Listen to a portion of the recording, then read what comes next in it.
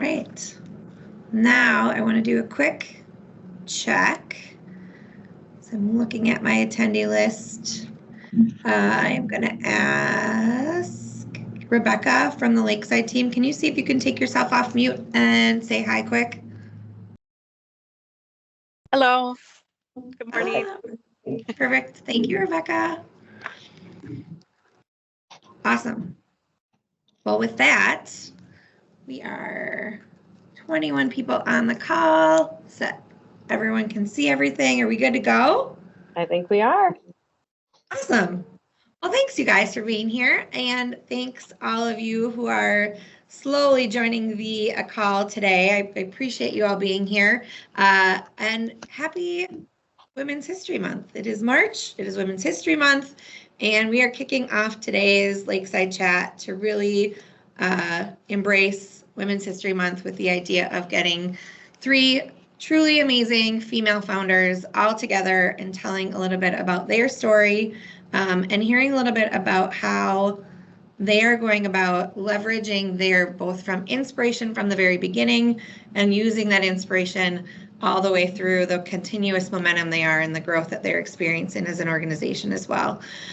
Before I jump into the 3 delightful presenters I have on with me today, I wanted to just do a quick history lesson, because if we're going to talk Women's History Month, I think it's important for us to know the history of Women's History Month. So just so everyone knows, this was a fun little research project I got to do. I always joke that when I've got 2 kids and I'm helping them create PowerPoint presentations around the things that they have to be researching, I was thinking of them as I created this slide the other day. So Women's History Month wasn't started out as a month. It actually was started out as a week in California in 1978. It stayed only a Women's History Week, even into 1980, sorry, when President Carter issued it more of a national situation. So in March 8th was deemed National Women's History Week. Then it took another 7 years for Congress to pass a law designating March as Women's History Month, but it really wasn't seen as a U.S.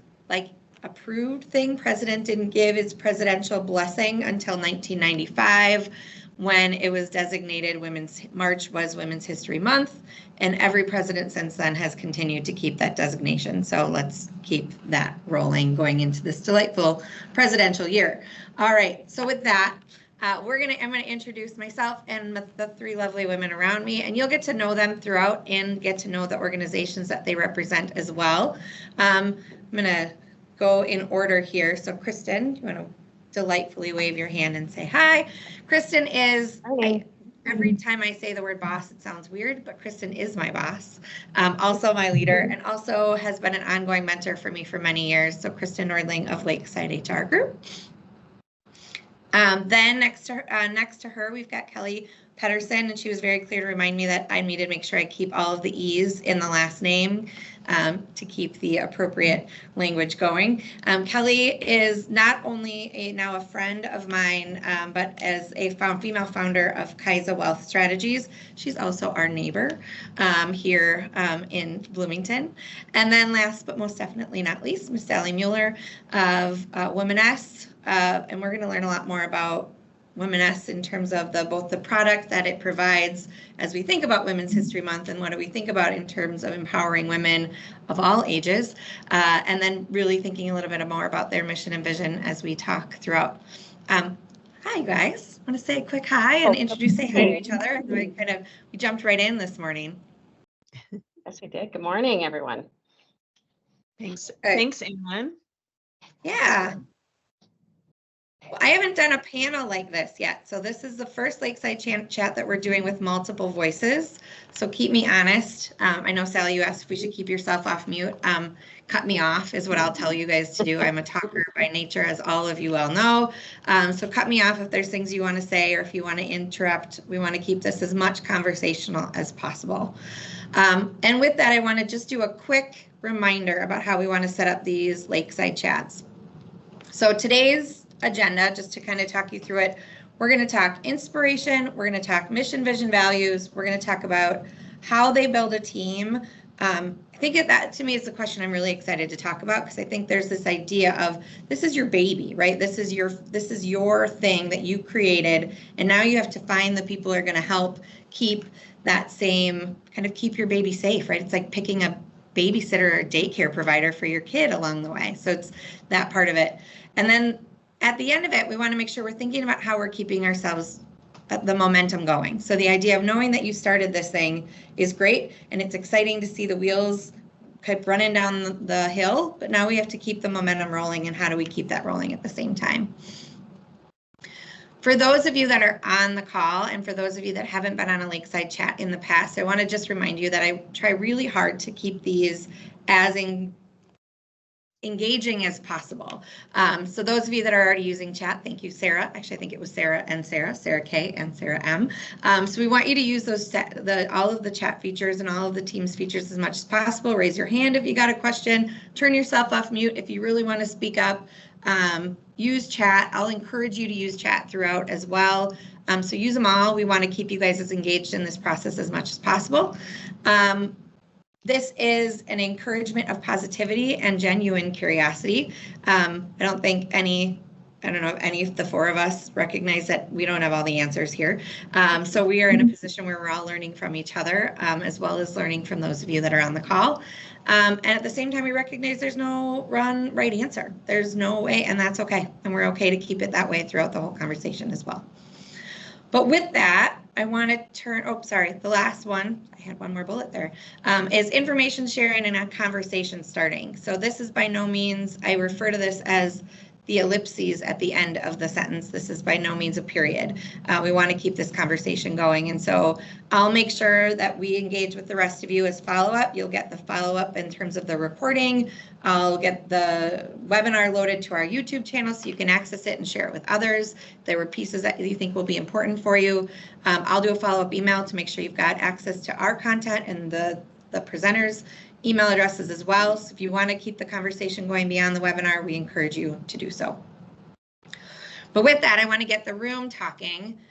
We now just learned what Women's History Month is. So let me hear from you guys in chat. What have you done to celebrate this Women's History Month? And I'll talk to the room here first. Kristen, Sally, Kelly, have you guys done anything in particular this month? Participated in anything to help?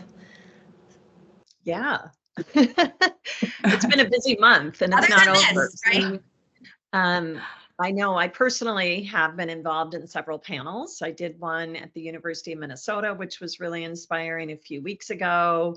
I'm just trying to remember all the different events that I've been part of. And then as a team, we've done a lot of internal celebration as well. So that's super important, given that we're building a women's wellness business. So it's really important for us to celebrate the history of women's health and all the accomplishments that we personally made to advancing women's health.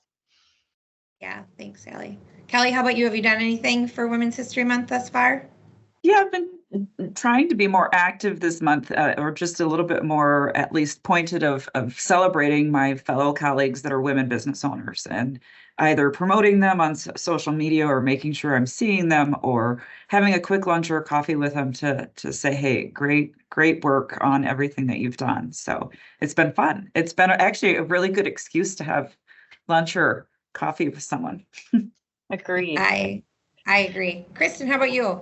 I feel like we kicked it off, even though it was February 29th. We kicked off Women's History Month with our open house, celebrating our new office space, celebrating the team, and also attended several events as well. And I just love that the conversations are out there about women supporting women and continuing to do that and actually seeing it happen, which has been really fun for me. Yeah. Sarah, sounds like Sarah attended as the president of Laura Ingalls Wilder Association, her spare job. I love that title, that phrase, promoting the legacy and writings and influence. So the interest of really the history piece of it. Sarah, that's really cool. Thanks for sharing that. And then Leah, thank you. I know I got to see you at the RSP event as well. So that was great to see you as well. Awesome. Well, good. Well, let's jump right into the agenda. I wanted to make sure that we didn't lose sight of the reason why this was the topic for the conversation. But I wanted to jump right in terms of inspiration. I wanted to make sure that we're in a place of thinking about how you all started something, right? You all now get to put that lovely comma founder at the end of your name, which is such an accomplishment in and of itself, which I hope you all give yourself enough opportunity to celebrate along the way. But Sally, let's start with you. What was your inspiration? You talked about women's health already on the front end here, but let's hear a little bit more about what was the original inspiration. And I know I only have one of the two of you on because I know you do sit in a co-founder status, but let's talk a little bit about that inspiration of where Womanist came from. Yeah, well, I had a long career of building brands for women. I started at Target Corporation. I was there for 24 years. And had just amazing experience working with, external brands and designers to bring them to life at Target. And then I left to start my own business and helped create a clean skincare brand called Versed that you may have heard of. So I felt like I had a lot of experience creating brands, and I was always looking out for like, what's the next movement? What's the next like disruption in any industry? Where I could make a difference. But then Womanist really came about because of my own personal health journey. So I was in my late 40s going through menopause and traveling like a crazy woman, experiencing all these issues like sleep issues, low libido, night sweats, but I didn't know that menopause was more than hot flashes. I mean, my mom never talked to me about menopause. No. And my friends weren't really talking about it either. And it wasn't until I had a doctor's appointment with a very, very knowledgeable female doctor that educated me about menopause. And she said, honey, you're not alone. I see women all day long with very similar issues. And then at the end of the appointment, she gave me a list of products that she thought I should check out on Amazon. And these were just like over-the-counter products. And when I went home that night and looked at the list, I said to my husband, I'm going to disrupt the space. I mean, these products had not been reinvented in decades. They were really outdated. I had just come off of creating a clean skincare brand that was really cool and modern and efficacious. So I knew that products could be made in a very clean, efficacious manner. So there was nothing modern that really spoke to women like me. So that was, for me, the aha moment. And from there, my co-founder and I decided to join forces. And we just started really building on the idea of a total solution, a product line that was a total solution. We wanted education to be a part of it and community. So I'm sure I'll get into more, but that was my aha moment. That's a great aha moment. I use the neck thing, the Let's Oh, Neck. good. I love it. Oh, thank you. I can't go without my lotion. That lotion is like the most delightfully thick, but it comes out so clear. Like I love the lotion. So, and I'm not gonna. I mean, I'm in the middle of it. I was like, can we do a quick raise of hands around the idea of how many people live in a space where that sounds like them? Where you're like, can we please talk about this? Could someone please just talk to me about this weird stuff that's happening that I'm not used to happening in my body? Kelly, you're on mute. What'd you say? Sorry, I said you're on my action list now. Yeah, I'll call you later. Yeah. Kristen, you're next. Talk a little bit about your inspiration. And obviously, I love telling your story, so I'm excited to hear you tell it. Well, thank you. So 20 plus years in corporate America, big companies I was in recruiting and HR leadership roles. And I wouldn't be where I am if I didn't have all those opportunities. But it was really the last 6-7 years before I started the company where I saw that there was a need in the small business space for companies to understand what good HR can look like and how HR can support their company's growth. And so for me, I saw, I went through the last 6 years being part of acquisitions, acquiring small businesses, single owner operator businesses, and they'd hear that HR would be coming and they would have this fear in their face. And I'm like, you know what? We're not scary people. We're actually really fun and we can do a lot of great things if we work together. And so once I started to see the impact that we could have and that the business owners were seeing the positive things that were happening in their businesses when they would, engage with us and work with us. I really found this space that I loved and I got a lot of energy in. And so I was part of an opportunity of selling a company, and I was able to take a little bit of that financial cushion and start Lakeside HR Group. And so, as Erin has, said a few times, and I've said, on the shores of Prior Lake, I was working out of my home and started the company, and really knew that for me, I wanted to continue to support those small businesses. I wanted to find ways that they could have great HR support for a fraction of the cost. And that's really where that fractional HR comes in. We also support on the recruiting side. We'll help with projects and initiatives. And there's a lot of different things that we can do. But I really wanted to make sure that those business leaders, business owners knew that we were there to support, whatever needs, if they were going through growth, whatever pivot, that we could be there. And so it's been super fun and extremely rewarding. And, we've been able to see the impact that we're having in a very short period of time. Yeah. All right, Kelly, you're up. Kaisa, tell us about the inspiration by Kaisa. And I know I put it out on the socials, but I do love the chess component to it. I feel like I've been geeked out on the whole story of where the name comes from and everything. So tell us about your inspiration. So I have a couple parts to my inspiration, and mine goes, all the way back to, I grew up on a farm in Iowa. And so my summers were not spent having fun. They were spent picking up rocks, bean walking, doing all the work. And we got paid $2.15 an hour. Lucky us. And we, at the end of the summer, got to take all of our earnings and go buy all of our school clothes. So it was very natural for me to appreciate a budget, right? So that's, we didn't grow up with a lot of wealth. That's how, I had my money, and this started in third grade.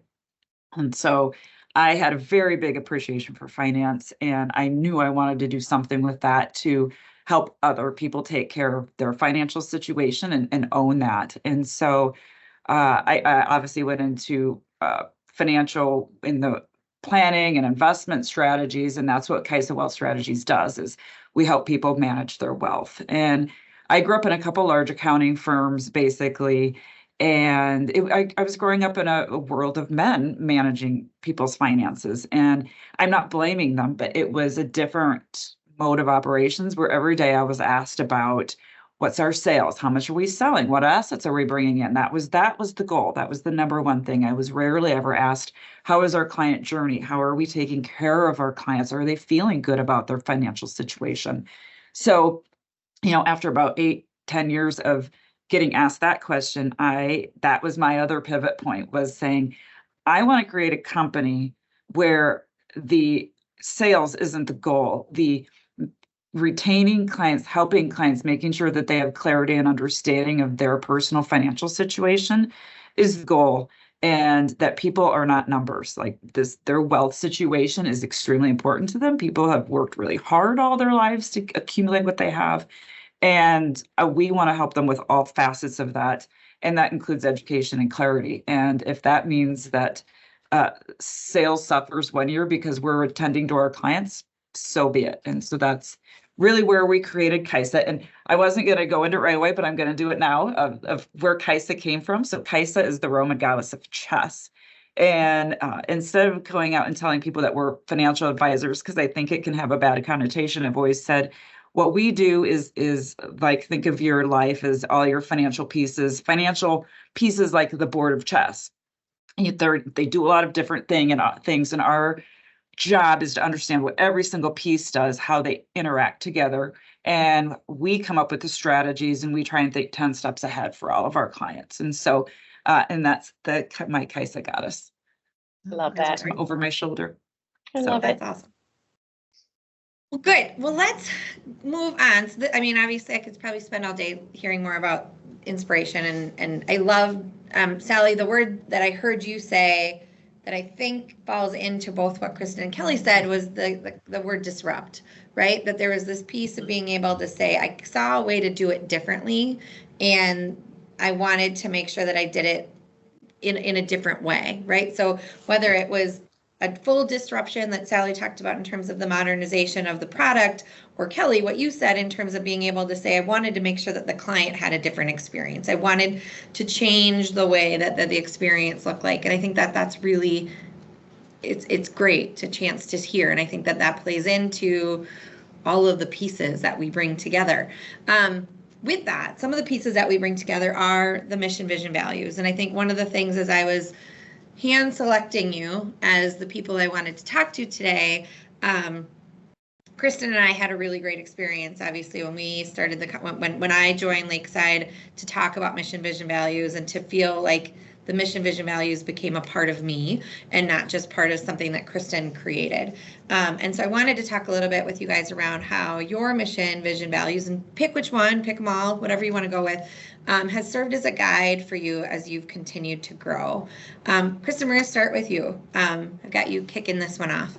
Yeah. So, as Erin alluded to, we evolved our mission, vision, and values just this last year. So in December, got pulled the leadership team together, which is, a new leadership team for me. I started the company in October of 21, and it was just me up until May of 22. And then I had an intern, and then slowly started to add to the staff. And really, the end of last year is when I saw that growth and was able to be able to define what a leadership team would look like. And then we also had, I had some experience under my belt of understanding what the clients needs were. And so we really spent some time looking at what is our mission? What's our vision? And I think where I, really want to spend a little bit more time talking about are those values. A lot of companies, when they start up, they don't spend that time thinking about what's important to them and what they want to measure themselves on and measure, how they're going to work with their clients. And I think values can be so important. And so we spent a lot of time, and we finally, they've evolved over even the last few months, but I feel really good about where we are. And for me, it was really about making sure that it was something that we could measure for not only our current employees, but as we brought in staff, how we were going to take on clients, making sure that we could stay true to who we are and what's important to us. And so our values, we spent a lot of time in trying to figure out, okay, how do we describe it in just, single words? So we're genuine, curious, scrappy value adders. And the scrappy part was something that we went back and forth. We kept finding ourselves saying scrappy, and that can have different meanings. But for us, it's really about roll up your sleeves, get your hands dirty. We're not too proud to get in and do the work. A lot of us, we've got the experience. We've got the years of experience. I was a former CHRO. I've got several leaders on our team, and none of us are too proud to just roll up our sleeves and do. And so it's really important for us to focus on that when we're working with our clients. We've turned down clients based on the fact that we felt like, they just don't really match our values. And so that was super important to us as well. So we use them in our daily lives. We do shout outs on a weekly basis or a monthly basis of when we've seen our team members showcase our values. And it's really fun to be able to see those come to life. Before they felt like just words. Now they feel like truly who we are. Yeah. All right. Kelly, talk to us a little bit about your mission, vision, values, and maybe even to Kristen's point, the journey that you've been on in terms of thinking about that.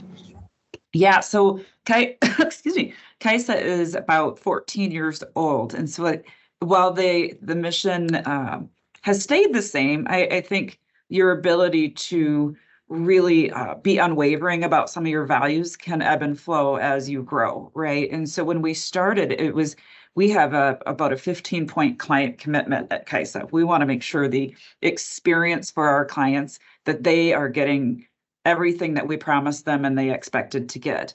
And then over the years, in the last few years, we've been able to also do the same for, Kaisa, and saying that we're going to select clients that are going to work with us that also we can be unwavering on our values of what we're going to do, so that we can have that type of relationship with all of our clients. So it's been really awesome again, like you said, Kristen, to work through that with our team, because in the beginning it was me mostly doing it, and now having the team work through it, having the vision become bigger and more defined, and then saying, hey, we're not going to waver on our values for any client because we're at a threshold where we can say no to that client. And it's a really great feeling. And it just strengthens that whole mission of saying, I want our clients to have that experience that we can give them, so long as they want to give us that same experience back.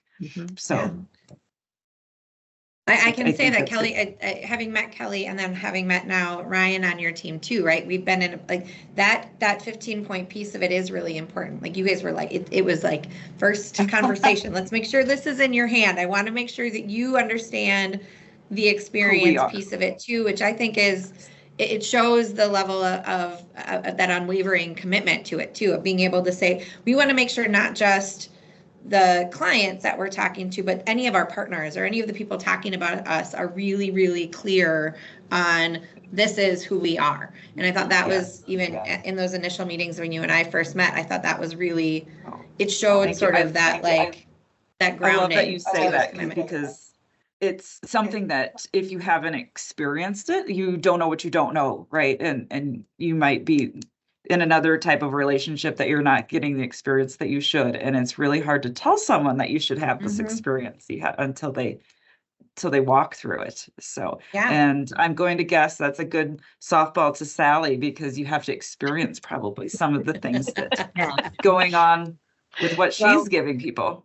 Yeah, but I love what both of you said in terms of like the evolution too of your values. Because at Womaness, when we first launched, given Michelle and I had a lot of experience in brand building, we were really disciplined about like our vision statement, our mission statement, our values, all the kind of components of brand management. And over the last 3 years, we started we were listening to our customer and we were realizing there was so much confusion around menopause.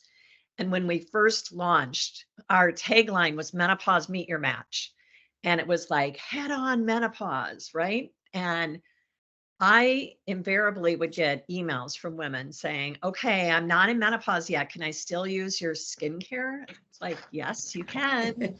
It's great for you. And then I would get emails from older, maybe women in their early 70s asking the same thing. And so what we've done over the last 6 months is we started to really open the aperture of our brand up. And we went through this whole messaging, I would say, just working session. And it took us months to get through it, really landing on the right words. And we've just changed our tagline to live fully and age well. I don't even think it's on our site yet, but it's this idea of just, women are responding to this idea of aging well. And yes, we're still a menopause and perimenopause company, but it's not necessarily the first thing they hear about from us, because we're trying to invite all of these people into the brand. And then once they're there, we're educating them about, perimenopause and menopause. But I think it goes back to so many women don't understand that the underlying issue they're experiencing is most likely because of their body is changing because of perimenopause and menopause. And women don't also know they're in menopause, starting, it's really after you've not had your period for a year, then you're technically in menopause, and you're in menopause until you die. So it's a third of your life. And so when people say, I'm through this, I don't need your product, I'm like, no, you're not through it.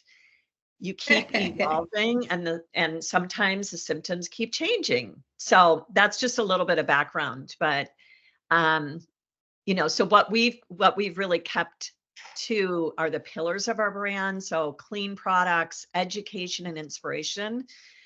It's so important to us to make sure that people know we're not just about products. Like, we've wrapped those products in expert advice, a lot of articles and content that really showcases, I would say, the best experts in women's health, like Mayo Clinic doctors and so many other experts. And then inspiration is, as I mentioned earlier, really in the form of the brand kind of ethos, the way we celebrate women, but also the community. Yeah. And our vision is to be that first place she turns to when she starts to feel these changes. And we like to say it's like you're entering your third phase. So if you think about it as like puberty, pregnancy, or fertility years, womaness is really that third phase when you're just, we don't want to put an age to it because some women go through this in their 30s. So. Oh, did she get caught up? Uh-oh. She cut herself off. That's not good. Well, we're gonna wait for Sally to rejoin. It looks like she's coming back. So, all right, I'm gonna make sure I've got my people staying up. All right, well, let's keep rolling, ladies. This is why this is like live TV, right? We got to keep it rolling. I wanted to just ask the question of the room around, so you've heard, I think it was kind of interesting too. Sally talked about the fact that they've just updated their tagline. Kristen talked about the fact that, that this was a December thing. Kelly, you mentioned that the mission hasn't changed, right? You've been in a position where that you've established it 14 years ago and that mission has stayed the place. I'm curious with those people on the call, there was a big flux last year, right? I think one of the articles I would read, or one of even the thought leadership pieces that was coming out around last year, was this resurge of conversations around mission, vision, values. And I think it comes from the concept of employee engagement and recognizing that the employee workplace has changed and all of the things that happened as a post-pandemic workplace has been affected, as a lot of organizations were revisiting and reevaluating mission, vision, values in the past couple years. So I'm curious, for those of you that are attending here as attendees, when was the last time you guys were in a place where do you know the last time your company revisited their mission, vision, values? Do you have any insight in terms of what that looked like with the companies that you guys are currently working at? Still no Sally.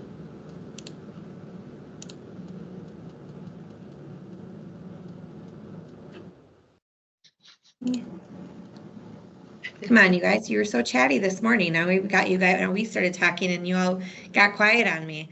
Well, that's all right. Well, we'll keep rolling. Erin, I'm back. Hey, good. Get you back in then, Sally. Hold on. Where are you? There you are. All right, we'll get you back in. Thank you, Sally. Oh, not mute. Oh, now I screwed up.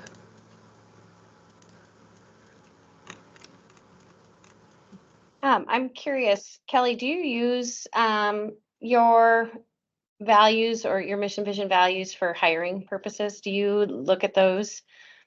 Yes, and we dedicate the first 2/3 of our job descriptions to saying what you fundamentally and foundationally should have as a person to work at Kaisa. And it's all about the values. And then it goes into the bullet points of what your job role will be. But that fundamentally, those are the things we need first and foremost. Yeah, it does surprise. I work with obviously we work with a lot of small businesses, and how many companies haven't taken the time to really take that step back and look at, who do they want to be? Who are they? Who do they want to be? And what's important to them? And, those values piece of it, we do spend a lot of time chatting with a lot of our, owner operators out there to make sure that they understand the importance of mission, vision, values, and how that can be such a strong guiding light in what they're doing. But also, I see that Sarah Manley said, most organizations would visit annually or at least every 2 years to see if they hold true. And it's surprising, having worked in big corporate as well as, with these small businesses, how many companies do lose sight of that, and they just sometimes they're words on their walls, or they're not looking at them on a regular basis. And part of what, is really important to me is that we do continue to revisit those and make sure that they still hold true. I think if you get it right, it's, sometimes it's not a lot of change. It's just a matter of adjusting them. Yeah, Yeah. and that's part of our process too, as we go through. We are an EOS firm.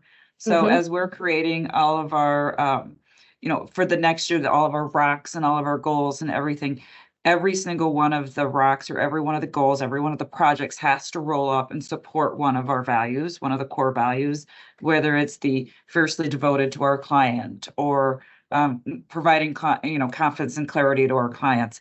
If they don't support one of those roles or client commitments, then it's not one of the things that we're going to take on that year. So I think it's changed the way we looked at it. And as a team, when we look at it through those lenses, if you have somebody come on board that buys into that whole mission and the values, then they're going to buy into the things that we're going to support and do and change and evolve during our Kaisa life. Yeah. Yeah. And Sarah, I see, Sarah Kay, you've commented on, creating a talent retention strategy, and that really looking at that which aligned to the company values. I agree that is something that's so important. We actually have a potential client that we're talking to right now that their values are so important to them that it's going to be part of their selection assessment Criteria. process. Yeah. And being able to assess, are these people that can truly live to their values and who they are as an organization? So it's more than words on a wall. Right. Yep. And I think this goes without saying, but as leaders, we have to exude these values every single day, because nothing loses trust in a team as to when the leaders are not necessarily living up to the values. I've been in organizations where the values were defined, they were great, but the leaders did not necessarily, live those values. So, it's so important that it permeates the entire organization from top all the way down. Agreed. Agreed. And thanks for the conversation is great. I think it's good to hear it from a couple different lenses too, both from the outside HR piece of it or the inside HR piece of it, as well as the HR piece of it as well.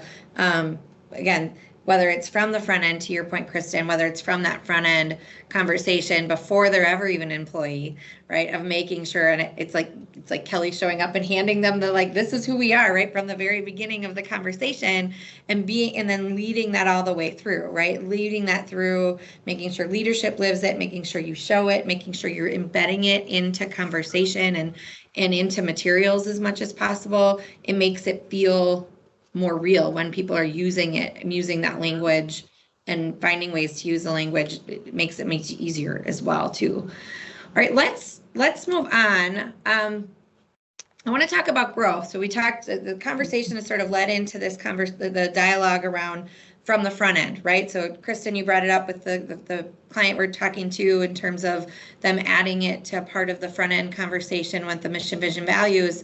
But I want you guys to think about it through the founder perspective. And this is one of those ones that I'm excited to hear your guys' take on, because like I said from the beginning, this has been your baby. This is your vision. This is your idea. This is your lifeblood, right? I mean, Kristen, you talked about it being, it's your finances, right? It's your financial undertaking at the same time. And then you're adding people around you to support that growth. And I realize this makes it a little awkward since Kristen added me. So let's talk about, I'm just looking for compliments. This is just me fishing here. But I want to talk a bit about how your process has been in terms of whether it is mission, vision, values, or as you think about adding people to the team that and feel comfortable in a position where they're now going to see some of your finances. They're now going to see you in growth mode and in nervous mode and in all of the things, right? Because you live in that founder space. Kelly, do you want to talk about that first? Do you want to just take a quick swing at kind of your process around adding to your team? And I know just having the conversations you've had, I know that this is a really purposeful process that you go through. Yeah, excuse me. And I think this too has evolved over the lifespan of Kaisa. At first it's like something probably broke and you had to fill a gap, right? You waited too long. So learning experiences of a new young company, but now trying to get ahead of it. And we get to, again, go back to our main goal of being, having that client commitment and all the points of that, and being someone's personal CFO, of just saying, okay, at what point are we getting stretched in our accountability chart? Because again, we're EOS, that we're not easily to sustain in making sure that our clients are having all of these experiences. And then I interview all of our employees again and say, how's your role going? Where are we stretched? Where are we not being efficient? And are we ever coming to the point that we might not be able to sustain those values?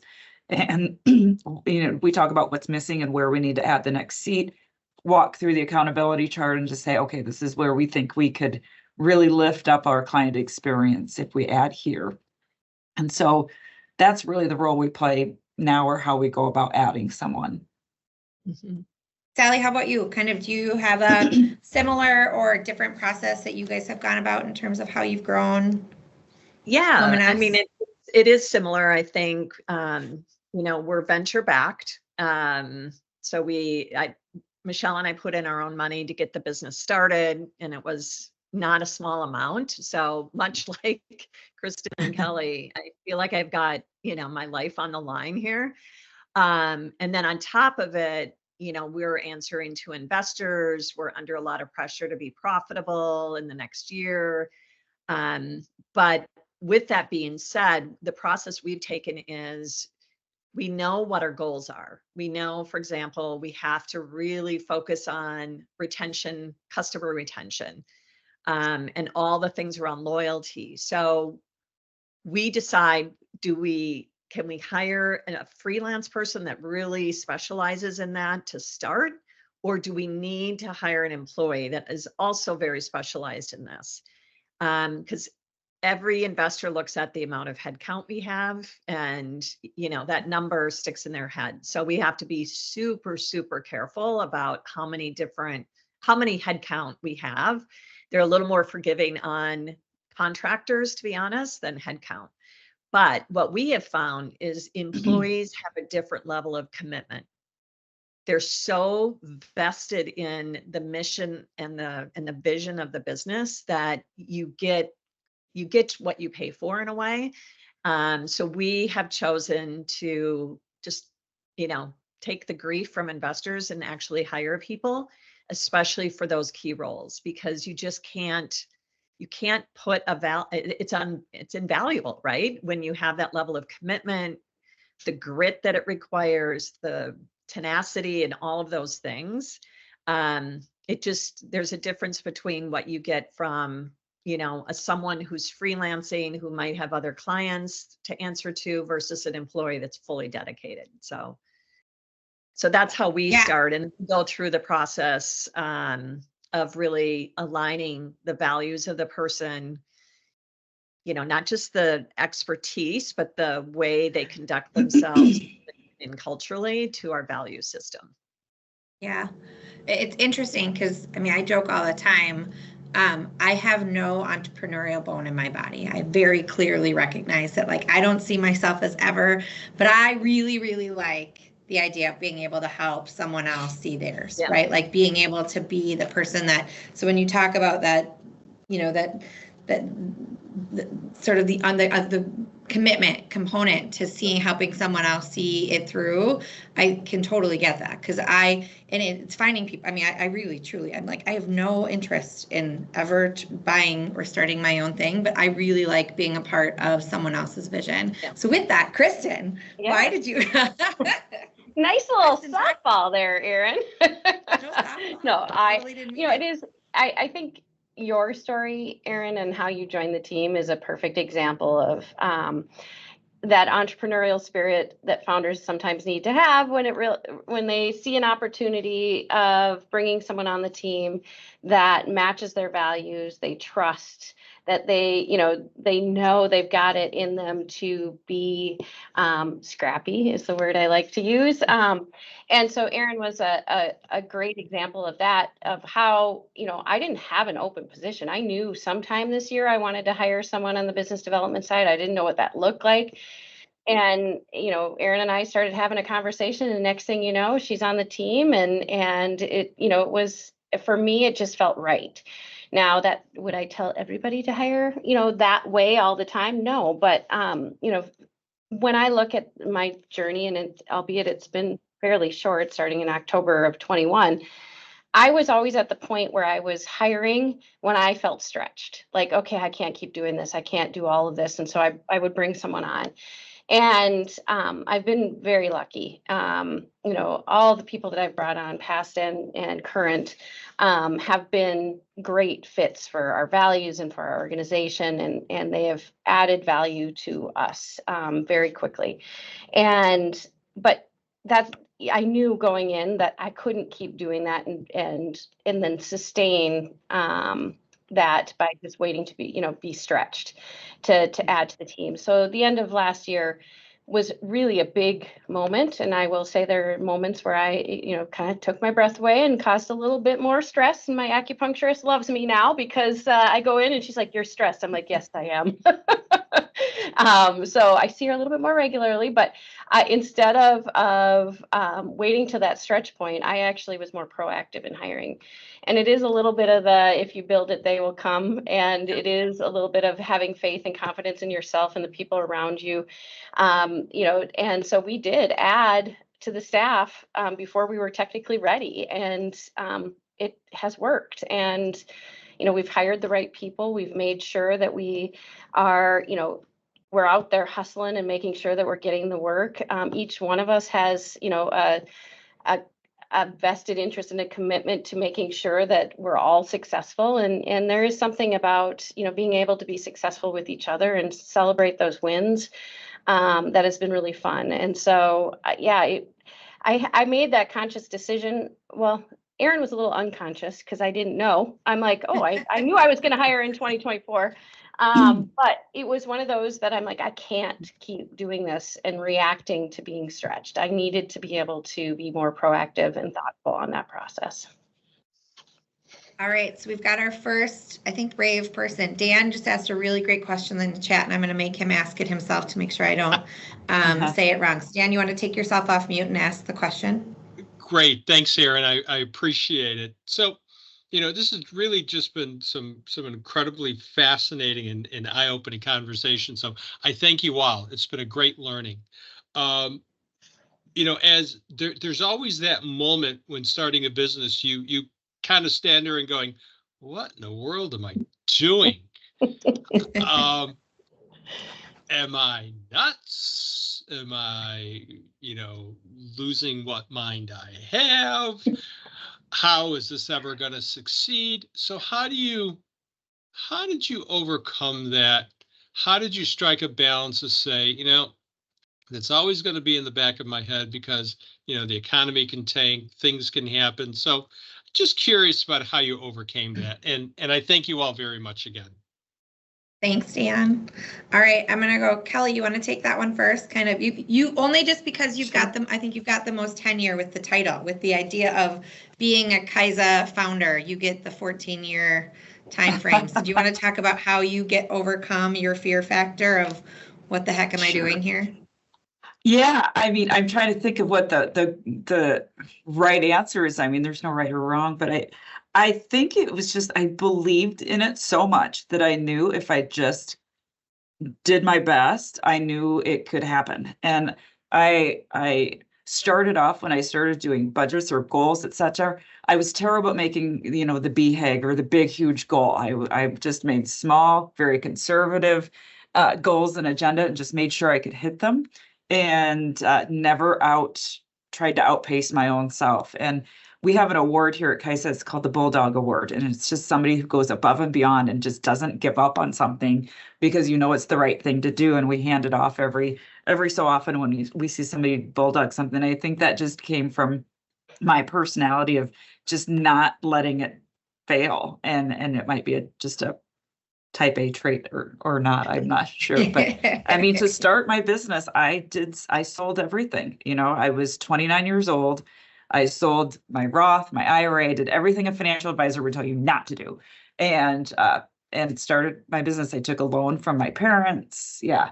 But you know, I think it was just that bulldog grit. If you really have a good vision of something you know is right, then and just not letting it fall, I think is what helped us. Kelly, that's so inspiring. It just gives me goosebumps to think about, you know, the risk that you took, but the confidence that you had in yourself, but also that the people that surround you had confidence in you too. That's huge. Yeah. Oh, thank you. I love it. Mary Kristen, then you can go. We'll keep your voice rolling. So what is, it's funny because I still sit and see you have these fear factor moments, but I'm curious to know kind of what is your, what the heck am I doing? How do you get through it? I think other than acupuncture. Yeah, acupuncture is huge. You know, in the end, I feel like I'm playing to my strengths. And so it feels natural. It doesn't feel, going back to our values, I feel like I'm genuinely doing what I'm supposed to be doing. And so I've had fear factor moments, and it's really been when I've stretched myself, and that I have to keep reminding myself, when you stretch yourself, you're learning and you're growing. And if you surround yourself by the right people, anything is possible. And you know what? I'm going to make mistakes. We're all going to make mistakes, but it just felt right. And I knew I'm very self-aware about my strengths and opportunities. And so knowing that I am in the space that I should be in, that makes it a lot easier. Yeah. Sally, how about you? Well, I would say, you know, we call them paper cuts. Like, every week there's a new paper cut, but paper cuts heal, right? So you do have to kind of just keep your eye on the bigger picture and not let some of these, you know, paper cuts kind of bring you down. But I agree with both of you. It's like surrounding yourself with people that you know you can lean on, you can trust, and this is your team. But also for me, it's like the investors that I've surrounded our team with. Making sure that they really reflect the values and that they're going to support us. I think what gets me through those fear moments is also talking to our customers. When you hear like, you guys are making a difference, I love your products, I love blah, blah, blah about your brand, it really reaffirms that we're going in the right direction. Do we need to pivot at times? Do we need to, you know, take a little bit of a left turn? Absolutely. But you can't give up. And you can't get down, you know, every time you have some sort of little setback, because there's going to be a lot of setbacks, but there's so many advancements too. So you just have to be really resilient. You know, one thing I do want to add, and I'm going to put a little plug in here too, but I think each one of you probably experienced this as well, is, you know, finding people that you can lean on and trust, because it is pretty lonely being the business owner and, you know, having all that pressure.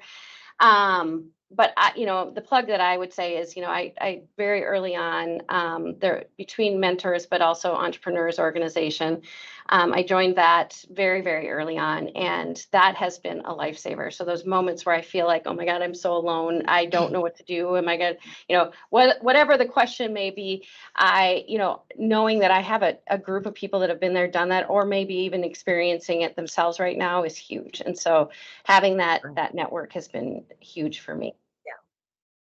Kristen, thank you for that. That was a good softball into the next one as well. We're just consistently throwing these. I don't think that was planned, right? No, it wasn't.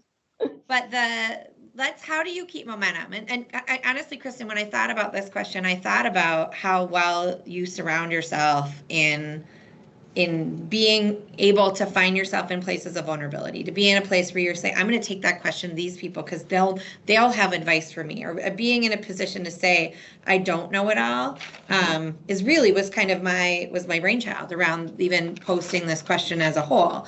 And so Sally, I know that I kind of pre-organized who would say what. So Sally, I'm going to let you go in terms of talking about what keeps your momentum. How do you stay lit?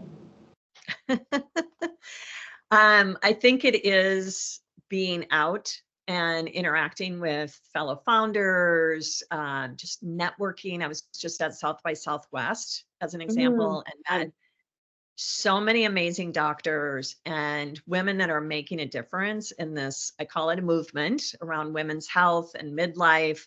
So that was really, really invigorating to me. And I think as much as I didn't really have time or energy to give up a whole weekend, because that's when I kind of recover, it was so inspiring. And you have to allow yourself time to do what kind of recharges your energy level. And for me, that was a great way to kind of get recharged as well.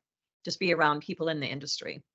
I love that. I mean, you all should offline. Sally has all sorts of really fun stories about her South by Southwest. She told me she went to South by Southwest, and I immediately thought she meant the music side of Austin, like Get Austin Weird, because it's bucket list for me. And then she continued to say she met people like Katie Couric, and I was like, wait a second, Katie Couric was like in Boho listening to music in Austin, and apparently there's a whole front end. So Sally, can you just quickly say there's like a whole front end piece of South by Southwest that's more educational in nature, right? That I want to make sure we don't lose that part of it, because it was such a cool story. Yeah, no, it was really great. And it's a huge festival, and music now is just one part of it. So the part that I was involved in is kind of the women's health midlife area. So She Media sponsored this whole 3-day summit and had Katie Couric, Brooke Shields, Gabby Reese, the famous volleyball player, and she's really into health and wellness. So among many other, like I said, people, doctors that are doing amazing things. So it's a huge festival. A lot of entrepreneurs go to it, a lot of, funders, all sorts of different people. So I encourage you guys to check that out. It's really interesting. That's awesome. All right, Kristen, what keeps your momentum? Oh, for me, it's surrounding myself by the people that know more than me and I can learn from. I learn by experience. I learn from others, and, being able to talk to others and learn from them, that's huge. I also, Sally, like you, my weekends are sacred, and in the summer, especially sacred with being on the lake and wanting to recharge. And so making sure I'm spending that time with family and friends. Kelly, by no means last but not least, but tell us, how do you stay lit? What keeps your momentum? Sure. I think I have this affliction that anything can always be better. Yep. So I think that there's always continual refinement with refining something and evolving, and especially with the company, as you evolve, there's always new things to light your fire a little bit. And the last thing we did was I think I've heard this throughout all of us, is we have just changed our tagline here at Kaisa to our being our client's personal CFO, because most people know what a CFO does, and we're trying to be your personal one, akin to your business CFO. And it has really reinvigorated us, because it really defines us. And so it's just evolving and making sure that we're doing and refining our experience for our clients that keeps us lit here. And there's a lot to do. I find a lot of shiny objects, and my colleagues are like, Kelly, you have that's a shiny object in the parking lot this year. We have enough. Yeah. So true to visionary form. Well, I think that is a perfect closeout. I think that is, you hate to say it, but I think you're exactly right. I think there is a degree of there had to have been a shiny object that got you to the place that you're at, right? That there's this piece to recognize that one shiny object that you did follow now has you in a true founder space where we can all celebrate you and the work that you guys are doing. So thank you all for participating today. Thank you for adding your voice to what I think is a really important month, and a month that you guys are, you hate to say it, but you guys are all making your own level of history right now. And so I think it's pretty cool to say you're all being able to put your chess piece down of being able to say where what mark you're making with regards to women history. And so thank you all for this. We are right at the top of the hour, so thank you all for being here too, and thanks for the great people for attending and participating. And Dan, thank you for hopping off mute and asking questions. We are going to return to Lakeside Chats next month in April on the 23rd, where we are going to talk about the dynamic duo that keeps business running of HR and finance. And we're going to talk about how we can make sure that we're finding ways to have those two parties work together, talk about maybe some of the pitfalls of where maybe they haven't and what the reaction of that's looked like, and bring you guys back together as well. So thank you all for being here. Thank you all. Thank you, the three of you, for your beautiful voices. And thank you, Erin. Have a great History Month. We've got a couple more weeks to enjoy it. Bye, guys. Have a good day. Bye.